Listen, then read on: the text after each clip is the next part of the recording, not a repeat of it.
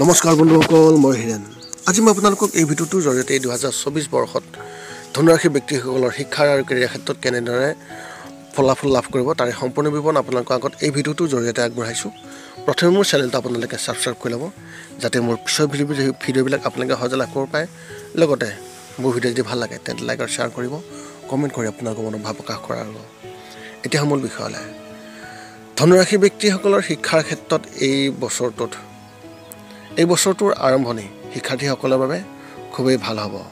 দেৱগুৰু বৃহস্পতি 1 মে'লৈকে আপোনাৰ পঞ্চম ঘৰত থাকিব আৰু ৰাহুৱে আপোনাক চতুৰ্থ ঘৰটোত বিশেষভাৱে প্ৰভাৱিত কৰিব। আপোনাৰ বুদ্ধি তীক্ষ্ণ হ'ব। আপুনি সহজে জ্ঞান আহৰণ কৰিব বিচাৰিব। আপুনি ইয়াৰ বাবে চেষ্টা কৰি থাকিব আৰু ইয়াৰ বাবে আপুনি শিক্ষাত ভাল ফলাফলো লাভ কৰিব। আপোনাৰ পঞ্চম ঘৰত শনিদেৱক বিশেষভাৱে দেখা যাব। শিক্ষাৰ ক্ষেত্ৰতো কিছু বাধা থাকিব আৰু আপুনি অধ্যয়নত কিছু প্ৰত্যাহ্বানৰ সন্মুখীন হ'ব লাগিব, কিন্তু লাহে লাহে সকলো ঠিক হৈ যাব। 1 মে'ৰ পিছত দেৱগুৰু বৃহস্পতি আপোনাৰ ষষ্ঠ ঘৰলৈ যাব আৰু মংগল মহাৰাজ আপোনাৰ পঞ্চম ঘৰলৈ বিশেষভাৱে আহিব, যাতে আপুনি অধিক উৎসাহিত হ'ব আৰু অধ্যয়নত মনোনিৱেশ কৰিব। তথাপিও আগষ্টৰ পৰা অক্টোবৰৰ ভিতৰত এই সময়ছোৱা কিছু অসুবিধাজনক হ'ব পাৰে। তাৰপিছত পৰিস্থিতিবোৰ স্বাভাৱিক হৈ পৰিব। একে সময়তে প্ৰতিযোগিতামূলক পৰীক্ষাৰ বাবে প্ৰস্তুতি চলাই থকা ব্যক্তিসকলে অৰ্থাৎ শিক্ষাৰ্থীসকলে বছৰটোৰ আৰম্ভণিতে সফলতা লাভ কৰিব। যদি আপুনি জানুৱাৰী, মে' আৰু জুনত আপোনাৰ কোনো পৰীক্ষা হয়, তেনেহ'লে আপুনি ভাল সফলতা পোৱাৰ সম্ভাৱনা আছে। বাকী মাহবোৰত আপুনি অধিক পৰিশ্ৰম কৰিহে সফলতা লাভ কৰিব পাৰিব। সেইবাবে আপুনি কঠোৰ পৰিশ্ৰমক মৌলিক মন্ত্ৰ কৰি অধ্যয়নত আবদ্ধ কৰি ৰাখিব পাৰে। উচ্চ শিক্ষা লাভ কৰা শিক্ষাৰ্থীসকলে বছৰটোৰ আৰম্ভণিতে সফলতা লাভ কৰিব।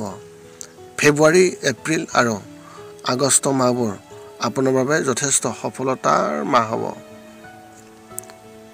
আৰু আপুনি ছেপ্টেম্বৰ মাহত কিছু ভাল সফলতাও লাভ কৰিব পাৰে। তথ্য প্ৰযুক্তি, কম্পিউটাৰ প্ৰগ্ৰেমিং, শিক্ষা বিজ্ঞানৰ সৈতে সম্পৰ্কিত শিক্ষাৰ্থীসকলে এই বছৰ বিশেষভাৱে ভাল সফলতা লাভ কৰাৰ সম্ভাৱনা আছে। বিদেশত অধ্যয়নৰ সপোন দেখা শিক্ষাৰ্থীসকলে জুন আৰু জুলাই মাহত ভাল সফলতা লাভ কৰিব। এতিয়া আপোনালোকৰ কেৰিয়াৰ ক্ষেত্ৰত ক'বলৈ গ'লে, আপোনাৰ এই বছৰটো কেৰিয়াৰৰ দৃষ্টিকোণৰ পৰা চাওঁতে দেখুৱাইছে যে এই বছৰটো আপোনাৰ বাবে চাকৰিৰ বাবে উত্থান পতনেৰে ভৰি থাকিব। আপোনাৰ কেতু মহাৰাজ গোটেই বছৰটো আপোনাৰ দশম ঘৰত থাকিব, যাৰ বাবে আপুনি আপোনাৰ চাকৰিত কিছু অস্বস্তি অনুভৱ কৰিব। আপোনাৰ মনটো বাৰে বাৰে কামৰ পৰা আঁতৰি যাব। হতাশাও ঘটিব পাৰে। আপুনি অনুভৱ কৰিব যে আপুনি য'ত কাম কৰি আছে বা আপোনাৰ সামৰ্থ্য অনুসৰি আপোনাৰ সঠিক কাম দিয়া হৈছে নে নাই, তাৰ বাবে আপোনাক বনোৱা হৈছে নে নাই, তাৰ বাবেতো আপুনি মন কৰিব। ই আপোনাৰ মনক এক হতাশাৰ সৃষ্টি কৰিব পাৰে, যি আপোনাক আপোনাৰ চাকৰিৰ পৰা পৃথক কৰি ৰাখিব আৰু আপুনি চাকৰিটো এৰিব পাৰে। এই সময় এপ্ৰিল আৰু আগষ্টৰ মাজত আহিব পাৰে। সেইবাবে সাৱধান হ'ব আৰু আপুনি নতুন চাকৰি নোপোৱালৈকে পুৰণি চাকৰি এৰি যোৱাৰ পৰা পৰিহাৰ কৰক। আপুনি এপ্ৰিলৰ আৰু আগষ্টৰ মাজত এই সময়ত এটা নতুন চাকৰিও পাব পাৰে। চাকৰিত পৰিৱৰ্তন কৰাটো আপোনাৰ বাবে অতি লাভজনক হ'ব। আপোনাৰ কেৰিয়াৰৰ দৃষ্টিকোণৰ পৰা ছেপ্টেম্বৰ মাহটো অতি শুভ বুলি প্ৰমাণিত হ'ব। এই সময়ছোৱাত আপুনি হঠাতে এটা ডাঙৰ পোষ্ট বেনিফিট লাভ কৰাৰ সম্ভাৱনা অত্যন্ত প্ৰবল দেখা গৈছে। এই সময়ছোৱাত আপোনাৰ সৈতে কাম কৰা আপোনাৰ সহকৰ্মীসকলে আপোনাক সমৰ্থন কৰিব আৰু তেওঁলোকৰ সমৰ্থনৰ বাবে আপুনি আপোনাৰ কামত ভাল প্ৰদৰ্শন কৰিবলৈ সক্ষম হ'ব। তেওঁলোকে যি কয় তাক মূল্য দিয়ক।